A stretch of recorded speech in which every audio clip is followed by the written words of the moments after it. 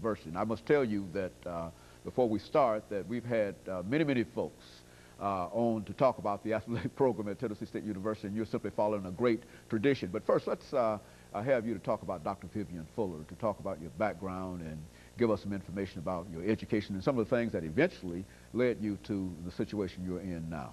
Well, thank you. I also would like to take this opportunity to thank you for having me on the show. I have been in Tennessee now a little over 2 months, and I took the job as athletic director on October 1. I came here from Chicago, Illinois, in which I served as director of intercollegiate athletics at Northeastern Illinois University, which is on the north side of Chicago.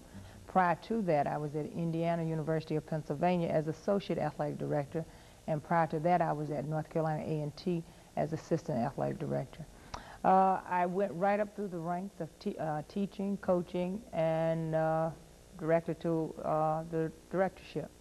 I grew up in rural North Carolina. I'm a sharecropper's daughter and have 4 sisters and 1 brother. So I am a very goal-oriented person and very task-oriented. And one of the things that I decided, if I was going to be in higher education, then I was going to be the best in higher education, and I was going to be the best in whatever jobs that I attained. And that's how I decided that I wanted to pursue athletics administration.